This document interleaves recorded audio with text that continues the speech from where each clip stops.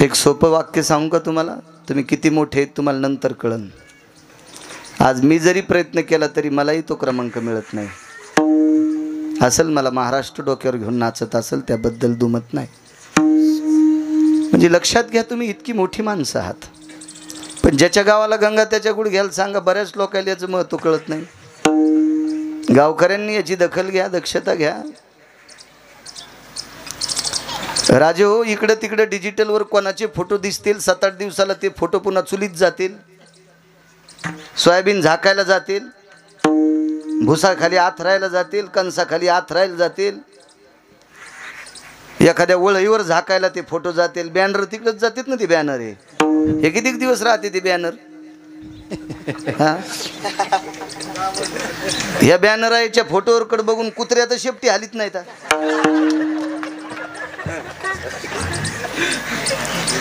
महाराज, चंद्र सूर्य येतोपर्यंत तुमचं नाव जिवंत आहे गावाचं. चंद्र सूर्य येतोपर्यंत. इतकी मोठे तुम्हाला काही बॅनरबाजी करायची गरज नाही. तुमचं नाव, या गावाचं नाव तुकोबारायच्या पालखीवर कोरलेलं आहे. याच्या पलीकडचं काय सांगायचं बाबा. एवढी मोठी माणसं. आणि मलाही त्याचा स्वार्थ अभिमान आहे. सार्थ कधी जरी योग आला,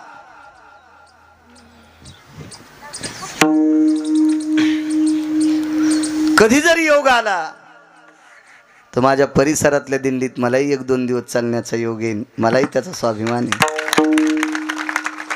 मोठी माणसं म्हणायची, गणेश बुवा कोट्याधीश असेल त्याच्या उशाला बसण्यापेक्षा आपल्याच्या पायथ्याला बसावा. इतका स्वाभिमान.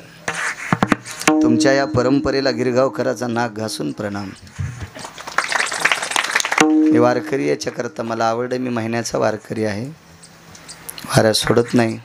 वारीचं काय महत्त्व आहे महाराज त्या वैकुंठवासी नामदेव बाबांना कळालं असेल. ज्यांची समाधी तुम्ही अर्जित केली त्या समाधीच्या चरणी गिरगावकराचा साष्टांग प्रणिपात. या परिसरात अधिष्ठान असलेलं गंगा भारती महाराजांच्या चरणी साष्टांग दंडवत. याच परिसरात वारकरी संप्रदायातलं गोड सरत्न होऊन गेलं. सर्वांच्या अंतकरणातलं अत्यंत प्रखर व्यक्तिमत्व गुरुवर्य कोठाळकर बाबा, त्यांच्याही चरणी गिरगावकराचा प्रणाम. अजून या परिसरातील योगी जपी तपी संन्यासी अनुरागी असतील त्यांनाही प्रणाम. 2 महात्मे पुढे बसलेत त्यांनाही प्रणाम. पंचकृषीतून आलेला आपला अमूल्य वेळ खर्च करून आलेला तुम्ही श्रोतावर्ग, तुमच्या चरणी सुद्धा साष्टांग दंडवत करतो. एकच विनंती करतो, कुठंतरी सावलीला बसण्याचा प्रयत्न करा. कारण उन्हाळा जरी नसेल पण हे ऊन जास्त लागते. यानंच चक्कर वगैरे अशोकराव येत असते. म्हणून बघा थोडंसं मध्ये बैठकीत म्हणा, याही बैठकीत कुठं बसा, कारण फार तापतंय. किंवा डोक्यावर रुमाल घ्या. मला असं वाटतं असं इकडे इकडे महिला थोड्या सरकल्या तर बरं होईल. सरका जा, बसू देत जा माणसायला. लय महादेवाला पाणी घातल्यानंच लय मोठ्या होत नाहीत तुम्ही. त्याला इतकं भिजवायलात की त्याला सर्दी व्हाली. हो, पुढची सरकणं म्हणून तिच्या डोक्यात तांबे हाणला एक जणीनं. हो, सरका जाईल माणसायला, बसू द्या. सरका सरका इकडं सरका. या इकडे बघा ना कशा पाहिल्यात, जसा तिकून मुख्यमंत्री आलाय. सरका इकडं. तुम्हाला काय देणारे आला तरी सरका पलीकडं. विढाला विढाला विढाला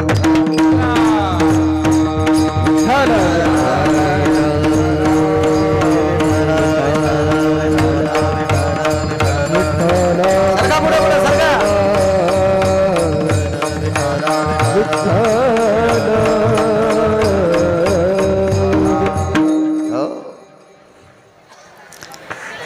या परिसरातील सर्व सद्भक्तांना प्रणाम करतो.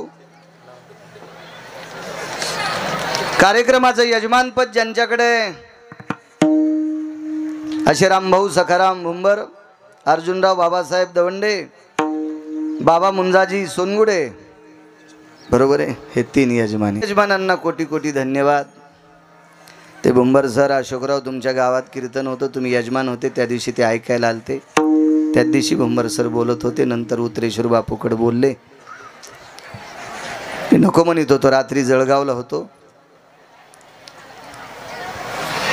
आणि दुरून येणं थोडंसं कठीण वाटतं. पुन्हा संध्याकाळी राजूर गणपतीला संस्थानला कीर्तन आहे. पण देवाची कृपा छान. मोठ्या श्रद्धेने अट्टहासाने भावयुक्त अंतकरणाने येनोरा ग्रामस्थांच्या वतीनं चालत असलेला हा सोहळा, एवढा मोठा भारदस्त सोहळा करता त्याबद्दल तुम्हाला कोटी कोटी धन्यवाद. बाहेर खूप मोठी सप्ते, परिसरातल्याचा स्वाभिमान असला पाहिजे. या 5-7 दिवसात 10-10, 15-15 हजार लोकांचे सप्ते. परवाला माधव महाराज मगरांनी चातुर्मास जिथं केला त्या वाघजाळीला सप्ता. त्याच्यानंतर गजानन महाराज संस्थांचे जेवढे टाळकरी आहेत त्यांच्या गावाला सप्ता. तिथं रातचा सप्ता मोठे बाबा ज्या प्रांतात आहेत त्या प्रांतात जळगावला सप्ता. आजही राजूर गणपतीच्या पुढे कीर्तन. नशिबवान आहे तुमचं बाळ आहे. आणि आज तर इतका नशिबवान आहे, माझ्या परिसरातला एक योगी, एक साधू, एक महात्मा, एक वारकरी तुकोबरायाच्या 6व्या क्रमांकाच्या दिंडीचा मानकरी आहे. मी इथेही नशिबवान आहे. उपस्थित श्रोत्यांना प्रणाम करतो. काय नवल आहे राजे हो. महाराज अंशात्मक अवतार 24 सांगितले, पण 24 अवतारापैकी पूर्ण अवतार राम आणि कृष्ण आहेत. दुर्जनाचा येणे करोनी संहार, पूर्ण अवतार रामकृष्ण. राम आणि कृष्ण हे अवतार पूर्ण आहेत आणि पूर्ण गोष्ट साजरी असते. मग राम आणि कृष्ण हे 2 अवतार पूर्ण आहेत, तर मग 7व्या अवतारातल्या मर्यादा पुरुषोत्तम रामचंद्रांचं नवल का नाही? त्याचं कारण सांगू. 7व्या अवतारातले राम हे पांडुरंगच आहेत आणि 8व्या अवतारातले कृष्ण परमात्मा ही पांडुरंगच आहेत, विष्णूचाच अवतार आहे. पण फरक इतका आहे, 8वा अवतार हे सासू आहे आणि 7वा अवतार हे सून आहे. बोलिला वाल्मिक तैसे तिकारेला, बोलिला तैसे तिकारेला, वाल्मिक तैसे तिकारेला, बोलिला तैसे तिकारेला, वर्तनी दावीना बने रामा, वर्तनी दावीना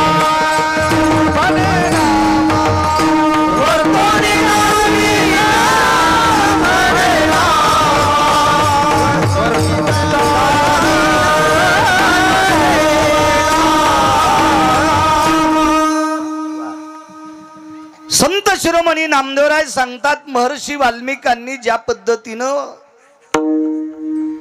एका पुराणात रामायणामध्ये जे काही लिखाण केलं त्यानुसार मर्यादा पुरुषोत्तम रामचंद्रांना वागावं लागलं. एका तिळा इतका बदल करता आला नाही. पारतंत्र्यात येत म्हणून नवल नाही. आणि 8व्या अवतारात कोणाच्या बापाला मोजलंच नाही म्हणून नवल आहे. नाही मोजलं, एकच देव, एकच एकच एकच. फरक किती होता पा, किती पारतंत्र्य.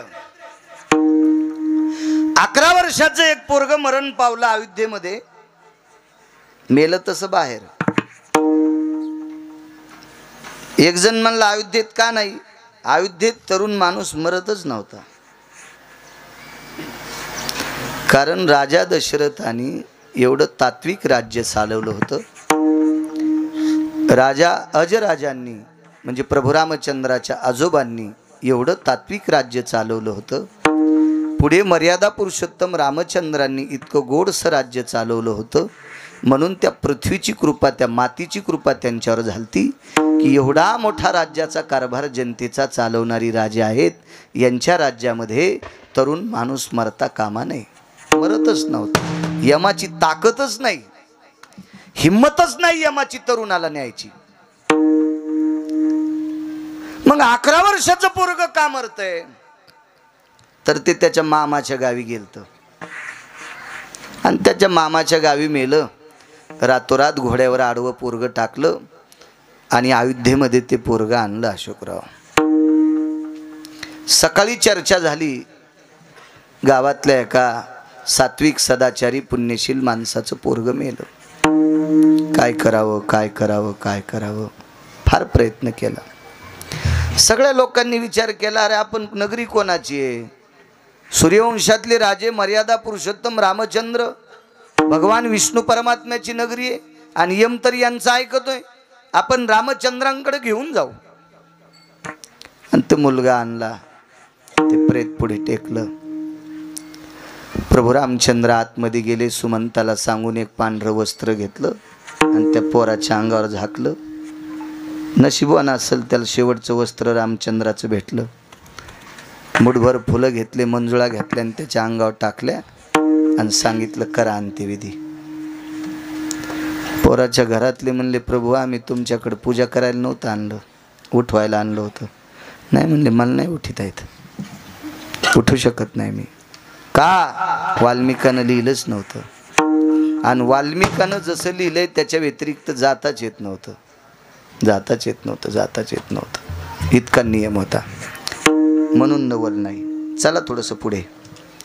8व्या अवतारात एका महाराजाचं पोरग समुद्रावर पोहायला गेलं आणि समुद्रात पावता पावता सेल्फी काढली. तेव्हा मोबाईल नव्हता हो. लय येडगळ सेल्फ्या काढता काढताच मरायलीत. कुठं सेल्फ्या घ्यावा, काय कुठं घ्यावा पत्ताच नाही याचा, पत्ताच नाही. माय लोकाचा ऊस खुरपीती आणि तिच्या पैशावर हे भडवा 90,000चा मोबाईल वापरी तो हरामखोर. या लाच तरी वाटायला पाहिजे लोकायला मोबाईल दाखवायला. याची छाती नाही जळायची का ज्या खिशात मोबाईल ठेवला. आकलीचे कांदे हरपले. कशासाठी वापरावा, त्याचा फायदा काय, अमकं काय तमकं काय, काही नाही. मोबाईल मोठा घेऊ नका असं म्हणत नाही, लायकी आहे का आपली, आपल्याला त्याची गरज काय. दिवसभर जर रानात काम करत असेल तर त्याला मोठा मोबाईल काय करायचा आणि कोणाला बोलू तू. आणि रानात काम करणाऱ्याचं कोण विचारतंय. हा 500 सोयाबीन क्विंटल का सोयाबीन उत्पन्न काढे जाण आडतीत कोणी विचारित तिला ऐकतील भाव.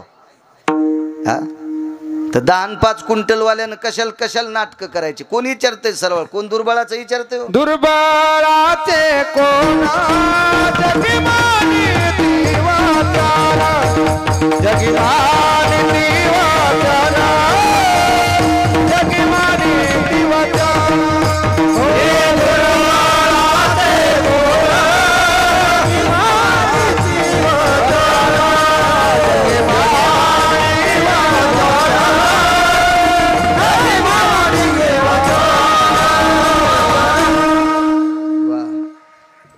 दुर्बळाचं कोण मानतंय. म्हणून मला असं वाटतं पूर्वीच्या काळातली माणसं सर्वसामान्य परिस्थिती असल्यावर लाजून राहत होते. आता ज्याचा संध्याकाळचा ठिकाणा नाही का त्याचा लय भपका. त्याला वाटतं मला या भपक्यानं मानित असतील. अरे सोंबळ्या, भपक्यानं कोणी मानित नाही, गठुड्यामुळं मानतेत. धनवंता लागी सर्व मान्यता हे जगी. या भपक्यान कोणी मानित नाहीत. लोक पागल नाहीत भपक्यान मानायला. एक जणांनी कपडे इतके कडक घातले, शेजाऱ्याला घासल्यावर त्याचं अंग कापलं.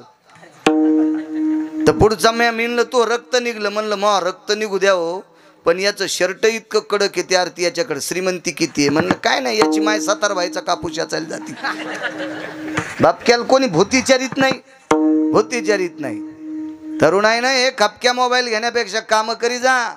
जो 8 रुपयाचं दिवसभरात खातो का त्यानं 80 रुपये संध्याकाळी घरी आणले पाहिजे. तो भारतात जगण्याच्या लायकीचा आहे. विठाला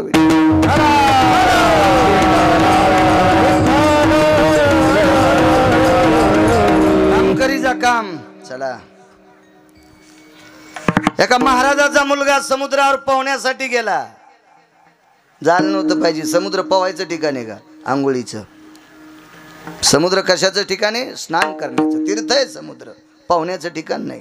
गेलं पोहायला. मोठ्याच पोरग होतं. किती मोठा, या पृथ्वीवर जितके देश आहेत त्या सर्व देशातला 1 नंबरचा शिक्षण मंत्री.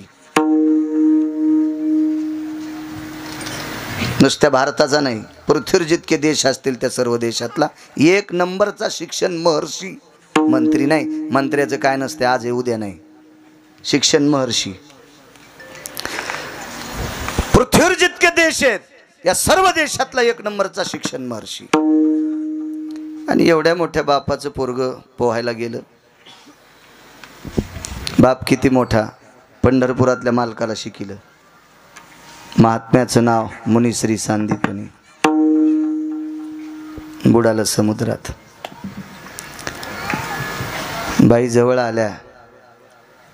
वय कमी होतं पंढरपुरातल्या मालकाचं. विद्यार्थी दशेत होते, शिकायला होते. नवल सांगते. गुरुमाता होत्या.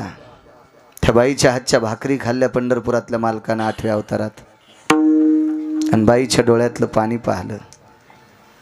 माय आपण रडता कन्हैया, माझा बाळ समुद्रात बुडाला रे. प्रेत पण सापडलं नाही. कोणाकडे बघू? महाराज देवानं विचार केला. शिक्षण संपल्याच्या नंतर गुरुजींना विचारलं दक्षिणा काय देऊ? ते म्हणले नको बाबा, तू जगाचा बाप माझ्याकडे शिकतो, हीच माई गुरु दक्षिणा आहे. बाईला सांगितलं, बाई माय तुम्हाला काय देऊ? अरे मी अशा मालकाच्या नावाचं कुंकू लावते की माझ्या मालकानं आत्तापर्यंत कोणाच्या पुढे हात पसरला नाही, आणि माझ्या मालकाचं नाव कशाला घालू, मी कशाला मागू? देवानं विचार केला, मागत नाहीत गडे पण द्यावं लागतं काहीतरी. काय देवा? मेलेलं पोरगं उठून आणलं. दृष्टांत संपला. 7व्या अवतारात हाच मालक आहे ना, आणि 8व्या अवतारात हाच मालक आहे ना. पण 7व्या अवतारात गावातलं पोरगं मेलंय, चांगल्या माणसाचं मेलंय, तरी उठिलं नाही. आणि 8व्या अवतारातलं चांगल्याच माणसाचं पोरगं होतं, पण गावाच्या बाहेरचं होतं, उठील तर. म्हणून मालक म्हणतात, नवल केवडे केवडे, नवल केवडे केवडे, नवल केवडे केवडे,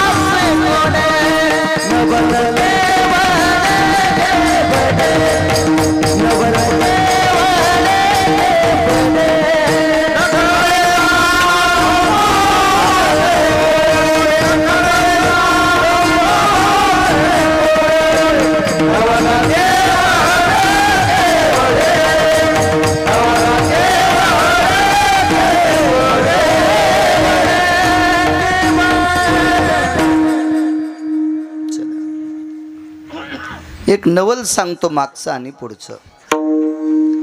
7व्या अवतारात स्वतःची पत्नी हरवली मालकाची. विश्वाची मालकीन सीता आईसाहेब हरवल्या. शोध घेतला संन्याशानं. हेने सीता शुद्धी केली. मारुतीराय सारख्या महान विश्वाच्या पाठीवरल्या 1 नंबरच्या वारकऱ्यांनी आणि पृथ्वीवरच्या 1 नंबरच्या संन्याशांनी पंढरपुरातली मालकीन 7व्या अवतारात सापडून दिली. एक जण मला म्हणलं, महाराज मारुतीरायला 1 नंबरचा संन्याशी कसं काय म्हणता? म्हणलं तो काऊन दुखत? मला ते सांग ना, तो दुखत काऊन? नाही म्हणे महाराज, का बाकी काय संन्याशी नव्हते का? म्हणलं ऐक, जेवढे संन्याशी आहेत तेवढ्या संन्याशाचं इंद्रिय त्यांच्या आईनं पाहिले. मग तो भारतातला कोणताही संन्याशी असू द्या, ज्या बाईच्या पोटी जन्माला आला त्यावेळेला त्याला पाहिलं नाही नागडं, तिनं आंघोळ घातली नाही. म्हणून जेवढे काही संन्याशी असतील ते बालपणी जे माईच्या पोटी जन्माला आले त्या आईनं ते लेकरं उघडे पाहिले, उघडे. असा एकच संन्यासी आहे की आईच्या पोटातून जन्माला आला त्यावेळेलाच लंगुटी बांधून आलता. नैष्टिक ब्रह्मचर्याची कासोटी, ब्रह्मचर्याची अति गोमटी, हा हनुमंताशी गर्भ कासोटी. क्या बात आहे. प्रत्यक्ष अंजनी माता न देखे दृष्टी, इतर कोण जाणू शकेल. प्रत्यक्ष अंजनी माता न देखे दृष्टी, इतर कोण जाणे. महाराजजीनं जन्म दिलाय ती बाळाचे इंद्रिय पाहू शकत नाही, दिसत नाहीत तिला. लक्षणावून ओळखील पोरग आहे का पोरगी. म्हणून एक नंबरचा संन्याशी. आणि त्या संन्याशानं सीताई साहेबाची शुद्धी आणली. सांगितलं अशोक वाटिकेत सीताई साहेब आहेत, पलीकडे जायचे. जावा कसा 18 पद्म बांधर 72 कोटी रीस 56 कोटी गोलांगुळ. समुद्र बांधावा लागला. पंढरपुरातल्या मालकाचं समुद्रानं ऐकलं नाही. ते म्हणला माई पोरगी सांभाळली नाही, काय जावायचं ऐकायचं. सीता कोणाची कन्या? समुद्राची. राम कोण आहेत? समुद्राचे जावाई. आणि पोरील त्रास दिल्यावर सासरा जावायला हार घालीत असतो का? घालीन ना चपलाचा. पोरील त्रास दिल्यावर सासरा जावायला म्हणतो का बरं झालं जावाय बापू या गावरान तू पण पोळ्या खाला. मग तुमच्या माझ्यासारखे जर सासरे जावायची किंमत करीत नाहीत बाप्पा पोरील त्रास दिल्यावर, तर तो समुद्र आहे, तो कसा रामचंद्रांना मानीन? नाही म्हणले, मी काय रस्ता देणार नाही. मिळाला रस्ता, पण संन्याशाने केला. प्रभू रामचंद्राला सेतू बांधणं झाला असता का? नव्हता. लिहिलंच नव्हतं तसं, लिहिलंच नव्हतं. पण असे भक्त भेटले, काम केलं पण भाकरी पण खाल्ल्या नाही बापू. पाला खावणी वाहिले पर्वत, पाला खावणी वाहिले पर्वत, बाजीला ते तो सिंधुवरी, सिंधुवरी बाजीला ते तो सिंधुवरी. पाला खावणी वाहिले पर्वत, पाला खावणी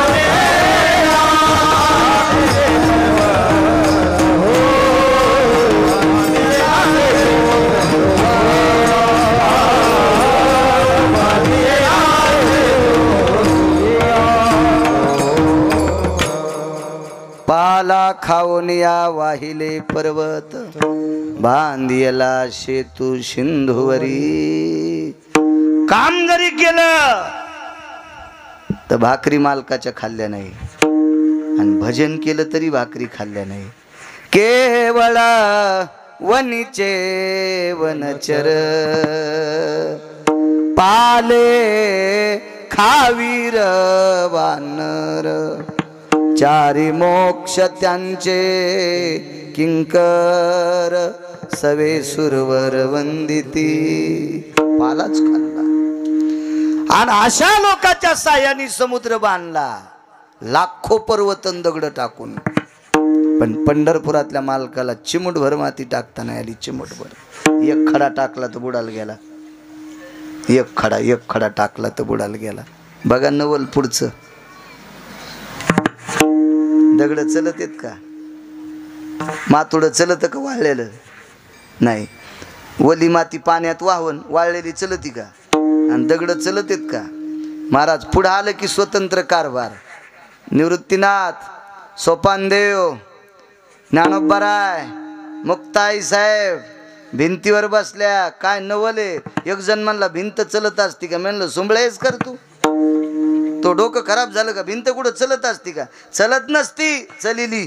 ज्ञानियाची भिंत केवळी, ज्ञानियाची भिंत केवळी, ओ ज्ञानियाची भिंत केवळी, ओ ज्ञानियाची भिंत केवळी. सवे देवी नव्हे संबोधित, सवे देवी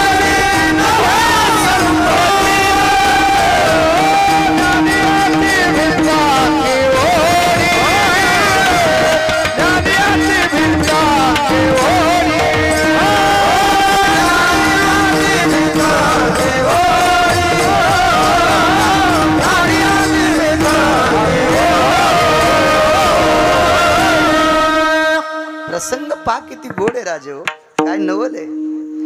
पंढरपुरातल्या मालकानं एक पर्वत जर पाठीवर घेतला असता तर सगळी वानर पर्वतावर बसले असते, आणि पुढं चलीत पर्वत लंकेत नेला असता. लिहिलं नाही वाल्मिकानं. पारतंत्र्यातला अवतार आहे. आणि इकडं अंगातलं शर्ट काढ आणि भिंतीच्या खाली पाठ लावली. ज्ञानियाची भिंत अंगी ओढी. मग असं तिथं वाढता येत नव्हतं का? नाही, इकडं वर्ड आहे नवल केवडे केवडे नवल केवडे केवडे नवल केवडे केवडे नवल केवडे केवडे नकळे मानो माचे गोडे नकळे नकळे मानवाचे गोडे नकळे मानवाचे नकळे मानवाचे गोडे नकळे काय नवलाची बाब आहे महाराज. किती नवले, किती नवले. इंद्रजित कोण होता? रावणाचा मुलगा आणि लक्ष्मणाचा जावाई. गोड नातं. इतकं कोमल नातं असतं का गणेश बुवा? जावाई सामान्य नातं आहे. आणि मग लक्षात आलं आता प्रयत्न काय करायचे. पंढरपुरातल्या मालकाला सांगितलं, आपलं मर्यादा पुरुषोत्तम रामचंद्रांना सांगितलं, दादा आज युद्धामध्ये मुलीच्या कपाळावरचं कुंकू पुसलं माझ्या हातानं, मी जावाई मारलाय. अप्रसन्न चेहरा शेषाचा बघितला. सुलोचना लक्ष्मणजीची कन्या होती. लक्ष्मणजी शेषाचा अवतार आहेत. काय प्रयत्न केले प्रभू रामचंद्रानं, वाटेल ते प्रयत्न केले. पण हे सगळे प्रयत्न करत असताना मारुतीरायाने एक रामायणातला श्लोक लिहून आणला आणि पुढं टाकला आणि म्हणले, मालक काही प्रयत्न करू नका, तुमच्याच्यान जावाई उठत नाही. बोलीला वाल्मिक. किती जीवन गोड पुढचं बघा ना. शिवजी कासार नावाची एक व्यक्ती होऊन गेली. तुकोबरायचे टाळकरी होते ते. तुकोबरायचे श्रोता होते लक्ष्मण बुवा. तुकोबरायचे श्रोता होते ते.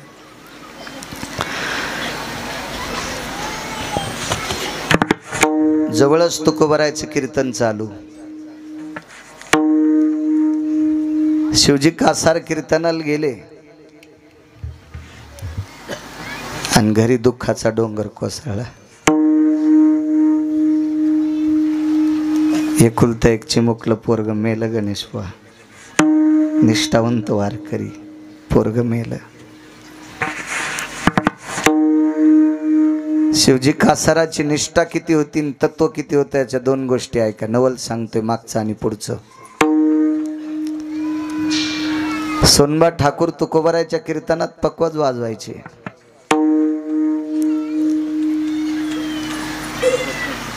काय पुण्यवान असतील व सोनबा ठाकूर, त्यांना तुकोबरायचं भजन वाजवायला भेटायचं.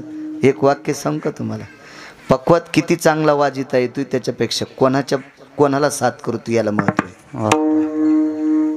एक जणाच्या हातामध्ये प्रत्यक्ष गंधर्वाची कृपा, इंद्राची कृपा. इंद्र म्हणजे वाद्याची देवता आहे, पण तमाशात ढोलकी वाजित होता.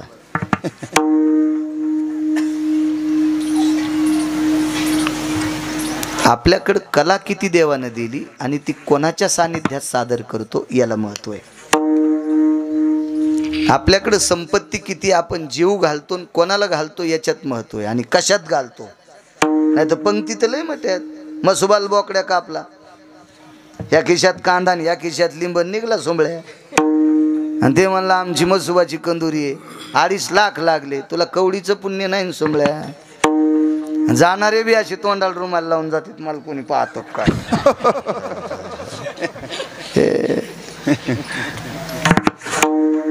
हे ऊस कुरतडून आलेले कुले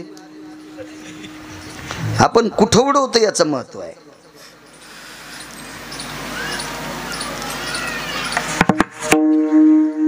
किती सात्विकता.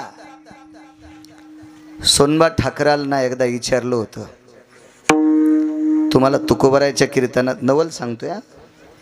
मी इंद्रजिताचं चरित्र सांगितलं तुम्हाला, आता पुढचं ऐका. दोन्हीचा संदर्भ लावून देतो.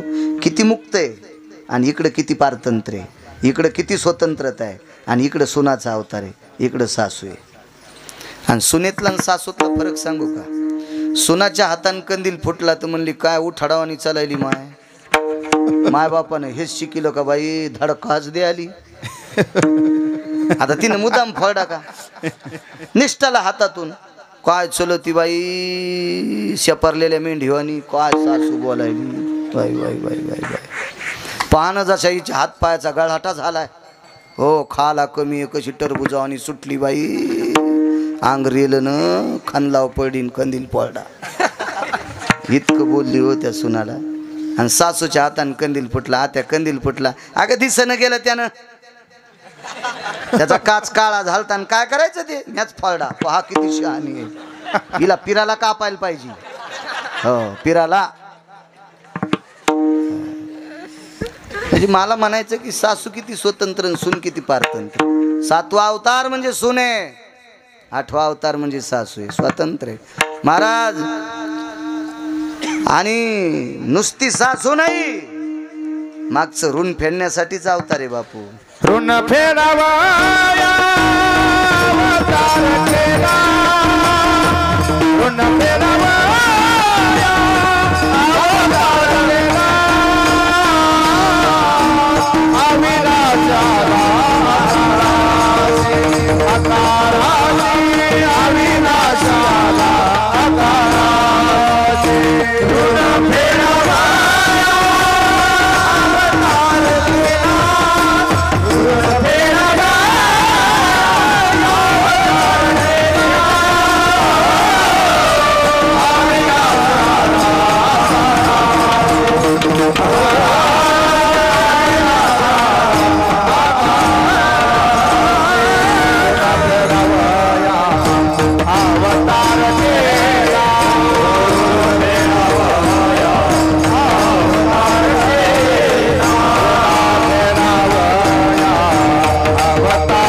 केला.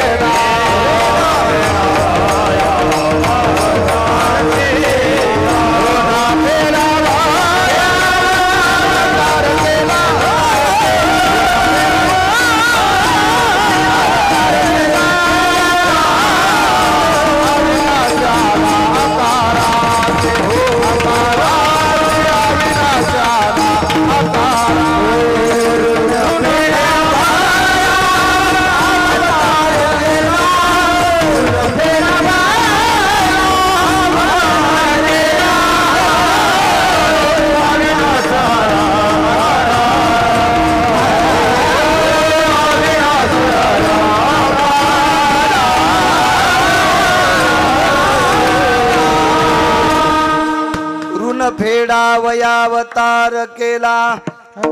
अविनाशी आला कराशी. मागचं कर्ज करून ठेवलं होतं. ते कर्ज फेडता येत नव्हतं. वाल्मिकानं लिहिलं नाही. ते कर्ज पुढं सासू होऊन फेडलंय.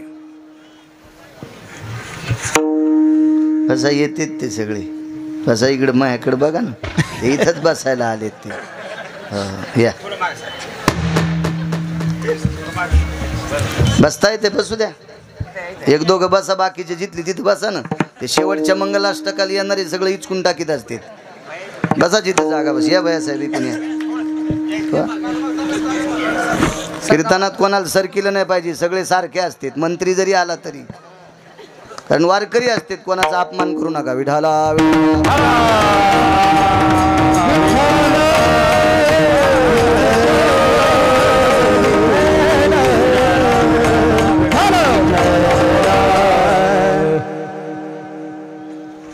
सात्विक सदाचारी पुण्यशील शिवजी कासार. सोनबा ठाकरांना विचारलं तुकोबारायची संगती लाभली. त्याने एक पुण्य सांगितलं. अमकं पुण्य केलं म्हणून त्या पुण्यानं मला तुकोबाराय प्राप्त झाले.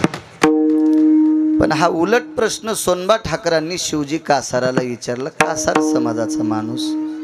पोटाची खळगी भरण्यासाठी बांगड्या भरायचा धंदा होता त्याचा. बांगड्या भरायचा धंदा होता. शास्त्र काय सांगतं राजे हो. मी मगाशी बोलून गेलो. 1,00,000 1,50,000 रुपयाचा मोबाईल वापरण्यापेक्षा ठीक आहे शिक्षण असेल त्याला गरज असेल कशात असेल त्यानं वापरला असेल नवल नाही. पण ज्याला शेतात काम करायचं त्यानं तितके पैसे जरी एखाद्या व्यवसायात गुंतिले 2 पैसे येतील. पप्याची माय खुश होईल तू. हा कारण एक सोपं वाक्य सांगत असतो. आपल्या जवळचे पैसे संपल्यावर रक्ताच्या नात्यातले सुद्धा हरामखोर पाहुणे आपल्याला पत्रिका देत नाहीत. हा निसर्गाचा नियम आहे. आणि आपल्याकडे आल्यावर सगळे मुळवाट्या घेऊन येतात. म्हणून पोरायनं इकडं तिकडं मोकार फिरण्यापेक्षा आपल्या वाट्याला जे काम येईल ते काम केलं पाहिजे. शिवजी कासारांनी पोटाची खळगी भरण्यासाठी बांगड्या भरायचा व्यवसाय होता.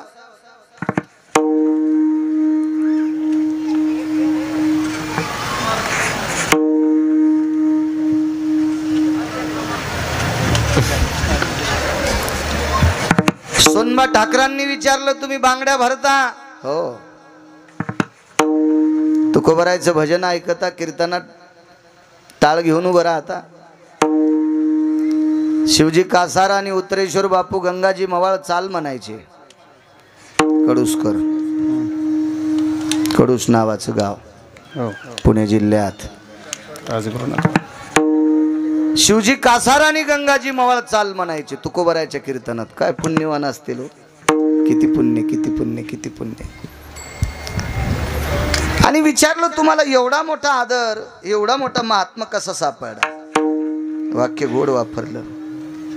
शिवजी कासारानं सांगितलं, सोनबा ठाकूर, मी जिच्यासोबत लग्न केलंय ती स्त्री ओघळता जगात सौभाग्याचा चुडा महाराष्ट्रातल्या बायकांना भरत असताना जी वयानं मोठी आहे तिला माय म्हणतो, जी कमी वयातली आहे तिला बहीण म्हणतो, आणि जी फार कमी वयातली आहे तिला लेक म्हणतो. आणि हे पुण्य माझ्या पदरात पडलं म्हणून मला तुकोबराय सापडे. आपल्या संप्रदायात अभ्यास किती ते बघायचं नाही, आचरण किती चांगलं आहे ते बघायचं. एक जण म्हणला मला गाता चांगलं येते. गाता तर तमाशातल्याला बी येतं बाय साहेब. अजूनही म्हातारी बोट वाजितीत गाणं लागल्यावर 90 वर्षाची गुड घ्याव बोट वाजितीत जुने गाणे त्याला गाता येत. गुलजार नावाचा मुस्लिम समाजाचा माणूस होऊन गेला. अशोकराव त्याला ऑस्कर पुरस्कार भेटला. आतापर्यंत आपल्या काय केलं भेटला का बापू? ऑस्कर पुरस्कार हा जागतिक लेवलचा असतो. बऱ्याच लोकांना भेटला फिल्मी सृष्टीतला. गुलजार हा मुस्लिम समाजाचा गायक होता, पण तोही पांढऱ्या कपड्यावर तिथे गेला. ते सुटाबुटात जात नाही. म्हणला याच कपड्यावर मी गाजलोय, मी दुसऱ्या कपड्यावर येणार नाही तुमच्या. मग फिल्मी सृष्टीतला गायक जर इतकं तत्व पाळतो तर आपल्या पॅन्ट टिकावून घाला. काय होतं, आपल्याला धोत्र नेसलं कीर्तनापुरते का इचूक घुसते का ओळिंबा लागतो हातापायाला? सप्त्याला दम नाही, भागवतायला दम नाही, कीर्तनाला दम नाही. याचं महत्व काय माहिती आहे का? व्यक्ती स्वातंत्र्य आहे भारतामध्ये. कोणी कसं वागा, पण इथं नका वागू. विठाला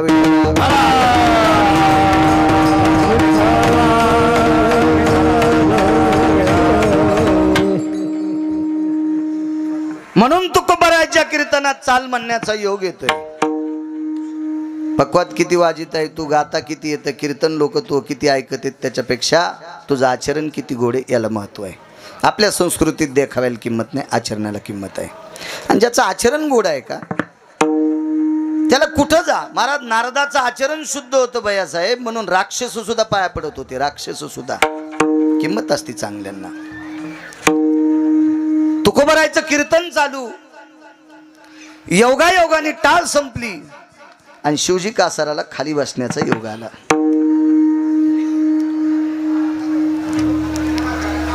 त्या दिवशी शिवजी कासारावरचा जो दिवस होता तो अत्यंत बिकट होता.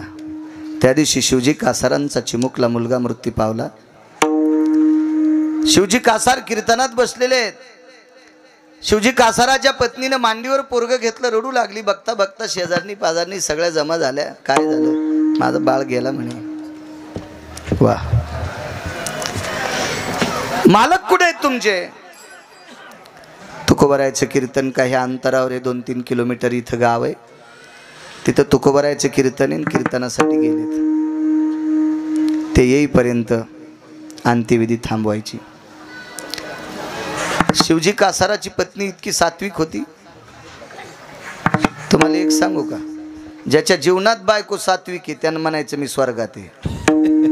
आणि ज्याच्या जीवनात बायको खट्याळ भेटली ते बंगल्यात राहत असला तरी त्यानं म्हणायचं मी मसन वाट्यात आहे. कर कसे संग दुःख उदंड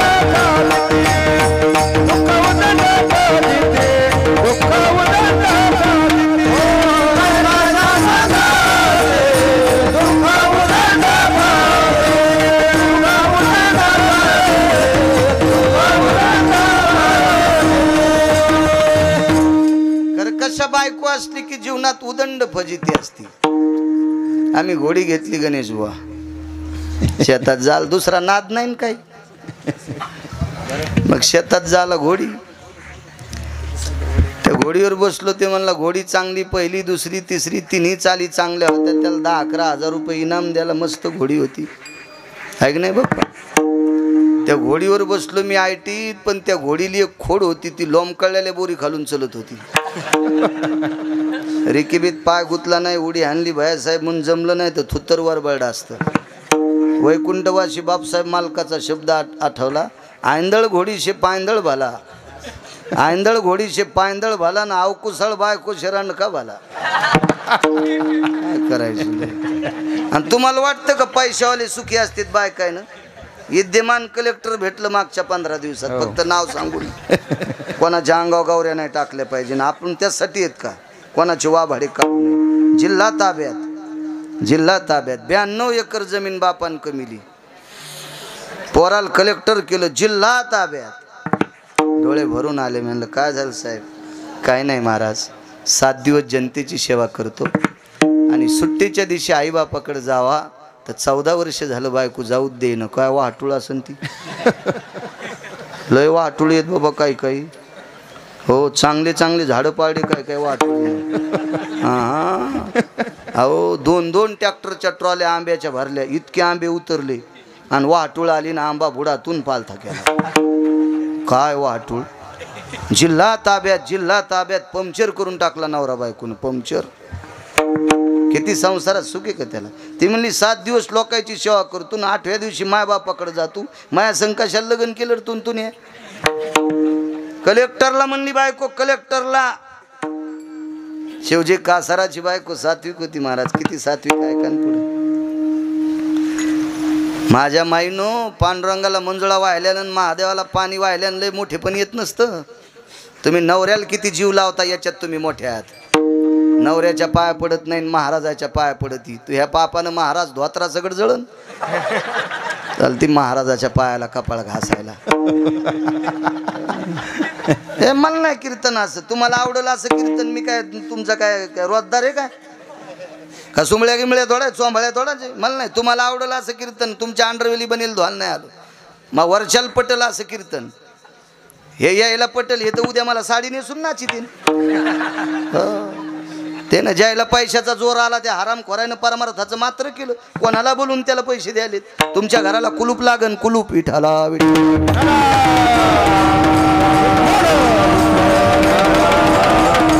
उधळीनेत का तुम्ही बाजारात पैसे. पण वारकरी संप्रदायात बट्ट्याबोळ करू नका. हा संप्रदाय कष्टानं लोकांनी सांभाळलाय. मागच्या महाराज शिळे मधुकरीचे तुकडे 3-3 दिवसाला पाण्यात भिजून खाल्लेत जुन्या लोकांनी. आणि संप्रदाय इथपर्यंत आणलाय. आणि कालपारच्या पैशावाल्याने म्हशीच्या गळ्यातला ढोण्या करून टाकलाय. कुलप लागते घराला कुलप. विठाला विठाला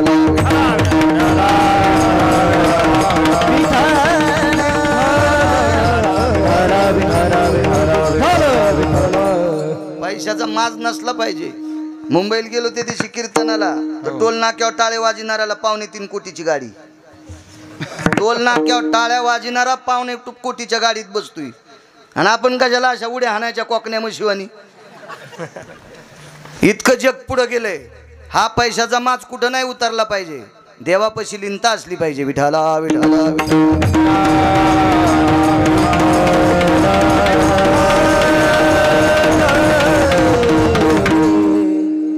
काय सांगू लागलो. शिवजी कासार. हा ऐका ऐका. बाईनं मालकाचं दर्शन घ्यायचं. तिला भारतातल्या कोण्यात महाराजाच्या पाया पडायची गरज नाही. आणि जी नवऱ्याच्या पडत नसेल ना तर तिनं कोण्यात देवाकडे गेली तरी देव तिच्याकडे पाहणार नाही. त्याच्या गोळ्या नाही संपल्या. आणि नवऱ्याच्या पाया पडत असेल तर तिची देवावरी सत्ता.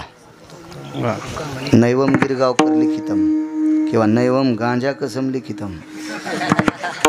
मालकाचं वाक्य इतक्या मोठ्या आहेत तुम्ही, इतक्या मोठ्या. सोंग करी जाऊ नका. सदी अलंकार प्रतार वा वा वा भोगीता भ्रमर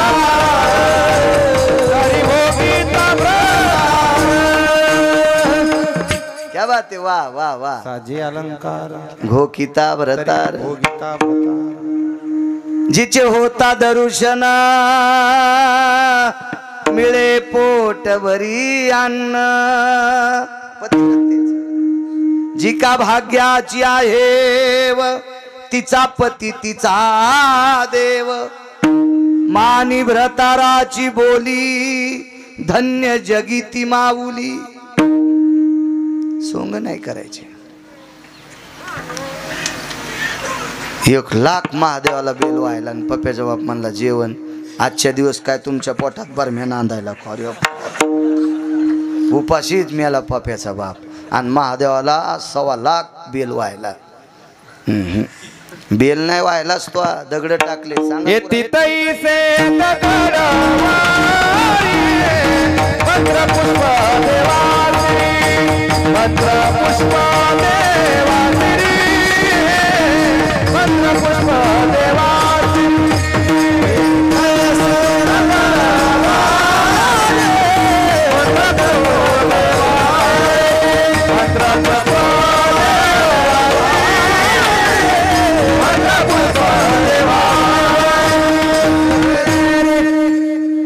माझं वाक्य काय.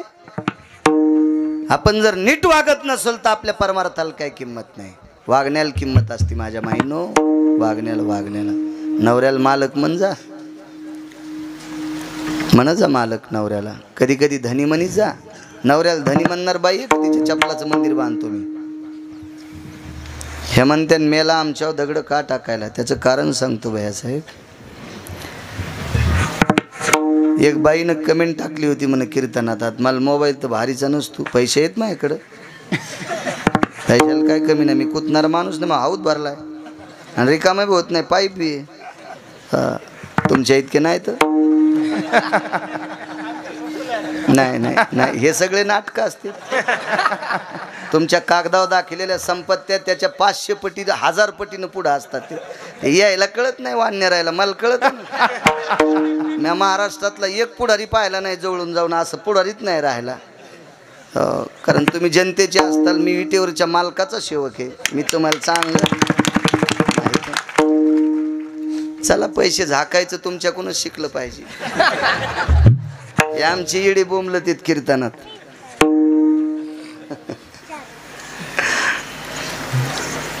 एक जण म्हणला महाराज हाऊत भरला म्हणजे किती पैसे आहेत. मी म्हणलं तुझ्या पाया पडायची गरज नाही इतके येत. हाऊत भरला म्हणजे मला काय खासदारकी आमदारकी थोडीच लढवायची. आणि मी त्या ह्याच्यापेक्षा कुठं कमी. हे माया पाया पडते तर आपण इतके मोठे आहेत. जरा हिशोबात राहा जा. आमचा पुतण्या म्हणला मला ग्रामपंचायत लढवायची. 9 एकर जमीन इकली. नाशिकला कडे कांदायला. चांगला चाली म्हणत होता. मस्त चाली म्हणत होता. लोक पाया पडत होते. संध्याकाळी रातच्या पाकिट घेऊन येत होता. ATM बंद असलं तरी बी. सरपंच व्हाल. 9 एकर म्हशी 9 एकर जमीन 14 म्हशी 80 गाई. पप्याची माहिती गेली नाशिकला आता खडे उचलायला उकरायला. म्हणलं कसं गार लागायला आता. आता भाऊ हाच का पुन्हा सरपंच नको म्हणला. मरूस तर काहीच नाही ना. आता होतो आहे तू. आपल्या लोकांना यायच्या नादी लागायची. यायला खुर्च्यात बघायचं आपण. आपल्याला हीच खुर्ची बरी आहे महाराजांची. आहे का नाही.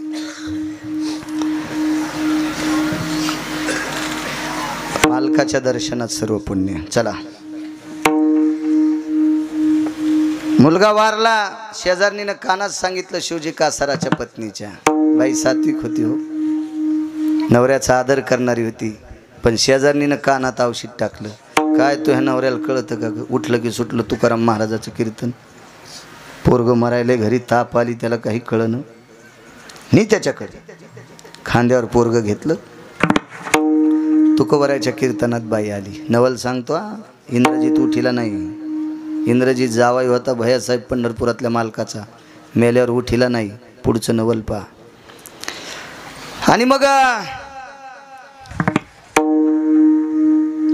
कीर्तनात काही ठराविक मावल्या बसलेल्या होत्या. तुकोबराच्या कीर्तनाला गर्दी कसली आली. ते काळ इंटरनेट नव्हता. मोबाईल नव्हता. काय नव्हता. स्पीकर नाही. लाईट नाही.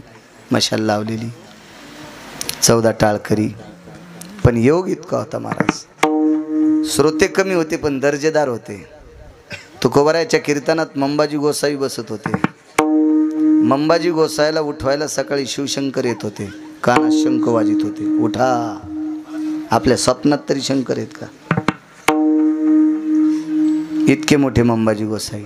अनगडशा फकीर तुकोबाराच्या कीर्तनात. कोण फकीर? दुकानात दुपन काढतो तेव का? अनगडशा फकीर ज्या भागात पाऊस पडत नाही त्या भागात चिमटा वाजल्याबरोबर पाऊस पडत होता. ला इलाही ला इल्ला, ला इलाही ला इल्ला, ला इलाही ला इल्ला, ला इलाही ला इल्ला. ज्या भागाकडे तोंड केलं त्या भागात पाऊस पडत होता. ब्रह्मवेत्याच्या अधिकाराचा फकीर तुकोबाराच्या कीर्तनात बसलेला. त्याच्या डाव्या मांडीला मांडी देऊन 5व्या क्रमांकाचा राजा. 5च राजे झाले भारतात, फक्त 5. आणि एक राजा कृतायुगात झाला, त्याचं नाव आहे चक्रवेन. त्याच्यानंतर 5 राजाच्या नंतर राजा झालाच नाही भारत देशाला. एक राजा कृष्ण, दुसरे विदुर, तिसरे कनक आणि 5वा रयतेचा राजा छत्रपती शिवाजी महाराज. 5 राजे, 5. छत्रपती शिवाजी महाराजांनाच राजे का म्हणता आलं? कारण तुकोबारायची कीर्तनं ऐकून, पायकीचे अभंग ऐकून जनतेची सेवा कशी करावी ही छत्रपती शिवाजी महाराजांना कळाली. म्हणून 5वा क्रमांक छत्रपती शिवाजी महाराजांचा लागला. आणि हा रयतेचा राजा, धर्मनिरपेक्ष राजा. महाराज, क्रमांक हा कोणाला येत नसतो. ठीक आहे, आमच्या मित्राला आदर्श रिकामी जागा पुरस्कार द्याला. रिकामी जागेतलं सांगत नाही, माईक चालू आहे. आदर्श रिकामी जागा राज्यपालांनी पुरस्कार द्याला. आणि 19व्या दिवशी आमचा मित्र लिव्हर फुटून मेला, इतकी दारू पित होता. राज्यपालाचा काय दोष आहे? ह्या मधल्या सुमळ्याचा दोष आहे, पाठपुरावा करणाऱ्याचा. राज्यपालाला काय माहित होते एकच हे जे खालची देत होते का कागदपत्र. मग मला सांगा, 19व्या दिवशी ज्याचा पोट फुटून दारून मरतोय त्याला आदर्श पुरस्कार देणं हे किती मूर्खपणाचं टोक आहे. पुरस्कार कोणी द्याला आणि कोणाला द्याला याला महत्व आहे. याला महत्व आहे. कुठं कसल्याही पुरस्काराला किंमत नसते. चला, काय सांगू लागलो? शुभकासार. रयतेच्या राजाला 5वाच क्रमांक का, याच्यावर म्हणतोय मी. महाराज, तुकोबारायची संलग्नता आहे. तुकोबारायने दिलेला क्रमांक की राजे, तुकोबारायने राजेंनी विचारलं, तुकोबाराय मला एवढं का मानता? पुन्हा तुमच्या नंतर राजा होणे नाही. एक सूत्र सांगतो तुम्हाला, एकच सूत्र. तसे 27 सूत्र आहेत छत्रपतींचे, तुकोबारायने ओवलेले बरं. तुकोबाराय, मी भंगेरीचे कधीच सांगणार नाही, मला आवडतच नाही. एक तर वाचून सांगतो, अन्यथा चांगल्यांचं सांगतो, मधल्या बाजाराचं सांगत नाही. गरज बी काय. तर एक सूत्र होतं, कल्याणच्या सुभेदाराची सून. 6 स्त्रियापैकी ती, महाराष्ट्रात 6 स्त्रिया सुंदर होत्या, त्याच्यापैकी ती एक सुंदर होती. किती सुंदर होती? अमावस्याच्या रात्री तिच्या दाताचा प्रकाश पडत होता. कवीने वर्णन केलंय. अरे काळ्या रात्री चमकत होत जिच्या रूपाचं ऊन, अशी देखणी होती एका मुस्लिमाची सून. 5वा क्रमांक का आला? अरे तिला पाहुनी आई म्हणाला, अरे तिला पाहुनी आई म्हणाला, राजा तो शिलवान. आनंदाने नांदत होती हिंदू मुसलमान, आनंदाने नांदत होत हिंदू मुसलमान. म्हणून 5व्या क्रमांकाचा राजा. वाद घालणारा नाही, जातीय तीड निर्माण करणारा नाही. एक लक्षात ठेवा, कोणीही कोणाच्या जातीसोबत भांडू नका आणि कोणीही कोणाच्या जातीला कमी समजू नका. असं जर गंडला आला असेल तर ऐका गिरगावच्या बाळ्याचं. भारतात एक बी जात नाही की त्या जातीत हरामखोर लोक नाहीत. भारतात एक बी जात नाही की त्या जातीत भडवे लोक नाहीत. सतुपाटील, भारतात एक बी जात नाही की त्या जातीत भडवे लोक नाहीत. भारतात एक बी जात नाही की त्या जातीत चांगली माणसं नाहीत का? 557 किलोमीटर जामदे नावाचं गाव येते. पंढरपूर ते जामदे गाव 557 किलोमीटर अंतर कापून 12 दिवसात दर महिन्याच्या शुद्ध वारीला पारधी समाजाचा माणूस माझ्यापेक्षा मोठ्याल्या माळी घालून येतोय. दर महिन्याला लाहोर चित्र सशे धरणाऱ्याच्या कुळातला माणूस, एक नाही 50-60 लोक दर महिन्याला. पाहतो का नाही बाप्पा आपण? पारधी समाजाची माणसं, पारधी समाजाची. लोकांना वाईट म्हणायची काय ताकद आहे? कशामुळे वाईट म्हणतात? आणि तुम्ही काय प्रयत्न केल्याच्या नंतर या देशातली एखादी जात निघून जाईल? होऊ शकतं का बाया साहेब? होतं का तुमच्या राजकीय सत्तेत? नाही होऊ शकत, नाही होऊ शकत, नाही होऊ शकत. टोल नाक्यावर टाळ्या वाजिना संत परंपरेतल्या गाथ्यात आला, त्यानं टाळ्या वाजायचं बंद केलं आणि टाळी वाजवायला सुरू केली. कीर्तनात काय असती? टाळी वाजवावी, गुढी उभारावी, वाट ती चालावी पंढरीची. टाळी आहे पंढरपुरात, मरेपर्यंत टाळी वाजिली. आज त्याचं सकाळच्या काकड्यात नावे, कानोपात्रा खोदू पिंजारी तो दादू, भजनिया भेदू हरीचे पायी. अशोकराव चांगला वागणारा कोणाही जातीत असो. सज्जन नावाचा खाटीक काय खवाई कित होता का? कशाला पिढी इकीन बाया साहेब? तो मास शिकित होता, पण सकाळच्या काकड्यात त्याचं नाव आहे. का? तो इमानदारीने वागत होता. बुट शिवणारे रविदास महाराज, या ईदभर पोटाची खळगी भरणारे संत रविदास महाराज बुट चपला शिवायचे. आज किती लोक त्या आता चालू आहे ना सध्या कुंभ प्रयागराजला किती लोक गेलेत? हो, इशीच तोटे खिशात घालूनच गेले. हो, आणि तोटा खाऊन प्रयाग मध्ये थुक तू. ह्यो प्रयाग मध्ये खडा खांदून जरी पुरला त्याला मोक्ष आहे का? काही निमित्त आहे का नाही त्या प्रयाग? अहो, कुंभ तिथं भरत असतोय, तिथे राजा बळीने हरण केलेला अमृताचा कलश ज्या ज्या ठिकाणी टेकला तिथं कुंभ भरत असतो. संपवायचं का? येरी टेकायला का संपवायचं? मला सांगा तसं. हो ना, टेका टेका टेका टेका टेका. आणि जिथे अमृताचा कुंभ टेकलाय तिथं जर तंबाखू खाऊन थुकत असेल ना, कशाला मरायला चालला बोंबल्या? काय तुला पुण्य भेटन तिथं? नाटकायचाच जास्त संचार झाला म्हणून गुण येत नाही. भानगड कशी झाली? एकाल सर्दी झाली, दवाखान्यात गेला, डॉक्टरनं गोळ्या दिल्या, सर्दी जास्तच झाली. पुन्हा तिसऱ्या दिवशी डोस वाढीला, तरी जास्तच झाली. डॉक्टरनं सांगितलं माणसाचा संपला, आता म्हशीचा राहिलाय. पण कंपाऊंडर म्हणलं हे मरण म्हशीचा डोस द्यायला. मग म्हणले याची सर्दी राहीन कशी? कंपाऊंडरनं बाजूला घेतलं आणि म्हणले सर्दीच्या गोळ्या खाल्ल्यावर काय खाता? म्हणलं मला लेचीच आवडत यात. डॉक्टरला येऊन सांगितलं साहेब हे चिंचा खाते. त्याला सांगितलं मेडिकल खाल्ल्यावर तर सर्दी राहत नाही, 100-200 डॉक्टर खाल्ले तरी राहत नाही. पथ्य महत्वाचं आहे, पथ्य महत्वाचं आहे. आणि संप्रदाय सर्वात मोठी किंमत पथ्याला आहे. चला, महाराज राजा 8 पत्न्या सोडून प्रत्येकीला आई म्हणत होता, म्हणून 5व्या क्रमांकाचा राजा. आणि त्या राजाच्या मांडीला मांडी देऊन शिवजी कासार कीर्तनात बसलेत. पुण्यवान असेल शिवजी कासार. छत्रपती शिवाजी महाराजांच्या मांडीला मांडी देऊन बाई कीर्तनात आली. 10-5 बायका बसलेल्या होत्या आणि मांडीवर तिच्या पोरगं होतं. भैयासाहेब पोरगं मेलं. बाई रडू लागली, माय होती ती. महाराज कीर्तनात डोळे झाकून खाली मांडीवर पोरगं रडू लागली. डोळ्यातलं पाणी पोराच्या अंगावर पडत होतं. शेजारणीनं मांडीला खुणवलं. नवल सांगतोय, मांडीला खुणवलं, माय कीर्तन ऐकायली रडते कशा करता? पोरगं झोपलंय तुझं, तू ऐक ना कीर्तन. नाही ग म्हणे माय, पोरगं झोपलं नाही ग, मा बाळ गेला माय, मृत्यू पावला ग, माझा बाळ मेला माय, माझा बाळ मेला. ते शेजारणीनं हळू उचकून विठ्ठल विठ्ठल चालू असताना ती बोलायची. तुकोबराच्या कीर्तनात बोलायची काय ताकद. पण शेजारणीला राहवलं नाही. तिने विचारलं, बाई मेलेली माणसं मशानात नेत असतात, तू कीर्तनात कशाला आणलंस? तिचा कंठ दाटून आला.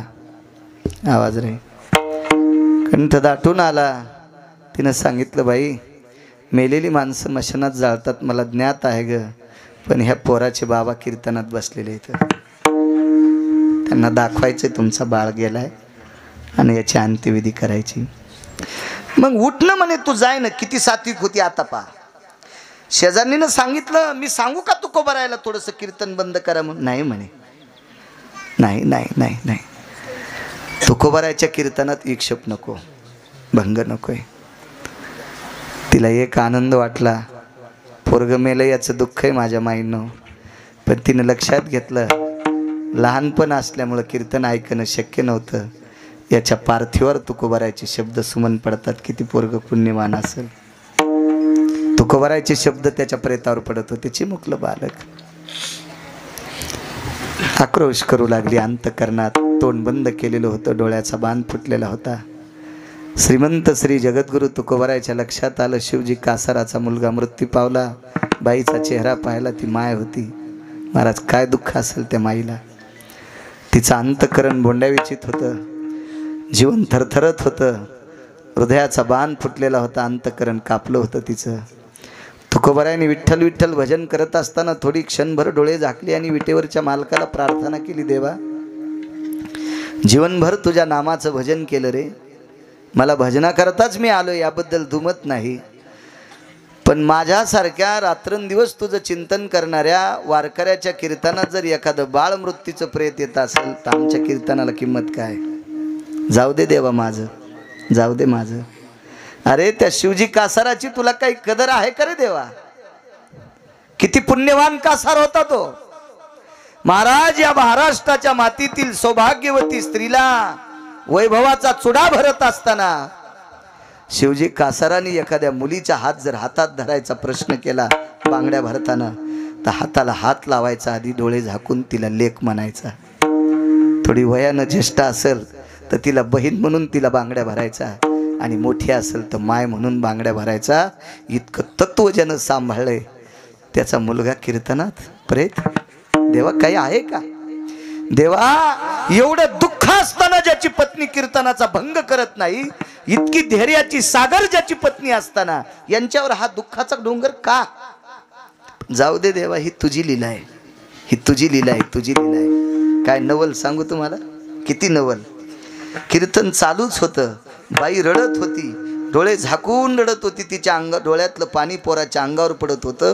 काही क्षणात पोरग उठलं आणि आईचे डोळे पुसत होतं. माय तू का रडायली ग, माय तू का रडायली ग. दृष्टांत संपला. 7व्या अवतारात जावाई उठिता आला नाही, 7व्या अवतारात जावाई उठिला नाही. महाराज तुकोबारायच्या कीर्तनात पंढरपुरातल्या मालकाने मुलगा उठिला, यम ठण ठण बोंबलत होता. आमच्या पदाला किंमत काय, आमच्या पदाला किंमत काय. विटेवरच्या मालकानं सांगितलं यमा शांत बस, हा शिवजीचा मुलगा आहे, शिवजी कासाराचा मुलगा आहे. तुकोबारायच्या कीर्तनात प्रेत आणलंय म्हणून मला उठवावं लागतंय.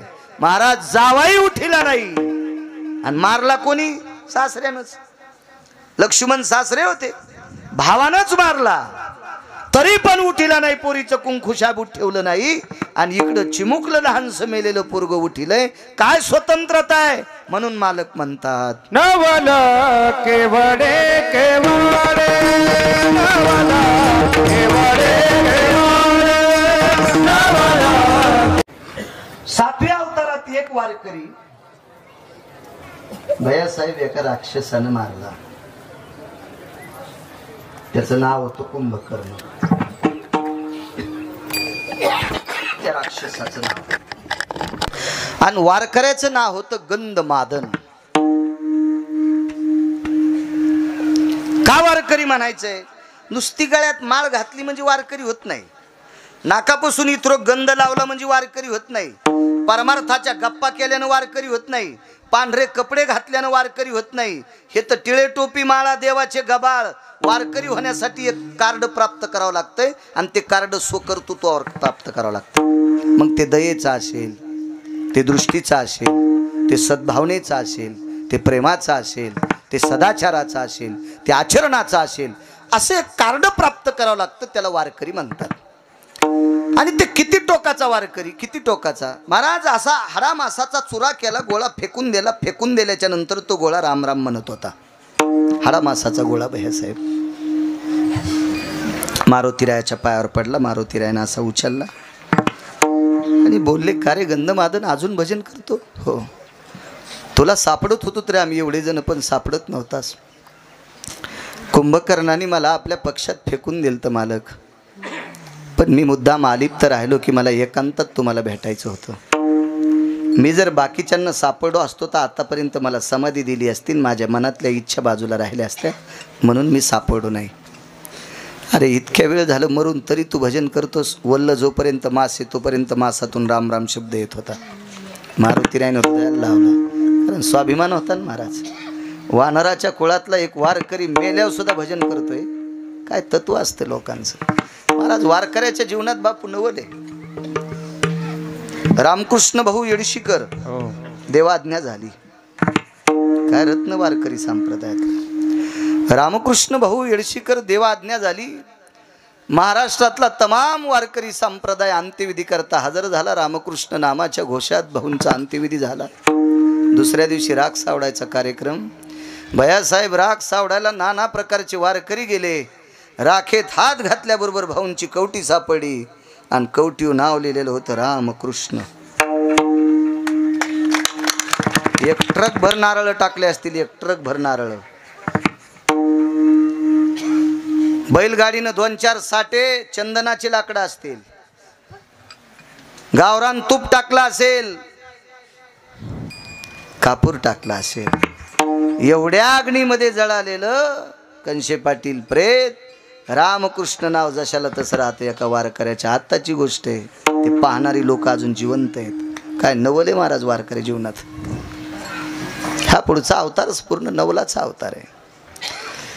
मारुतीरायनं प्रभू रामचंद्राच्या हातात ते हाडामासाचा गोळा दिला. रामप्रभूंनी डोळ्यातल्या पाण्यानं धुतला. पहाटेच्या प्रहरी एक मुहूर्त होतं, त्या मुहूर्तावर अंत्यविधी करून टाकला. बिभीषणाला सांगितलं तुला राजा केलं, याची समाधी सोन्याची कर. योग चांगलाय भैयासाहेब, तुम्ही बी पुढे आमदार आहेतच. भाऊ थकल्यावर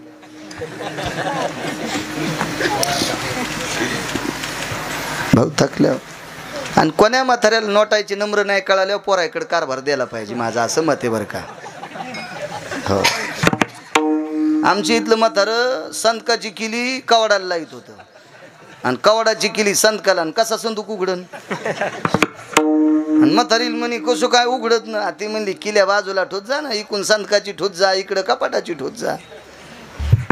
विनोद सांगायला बरं.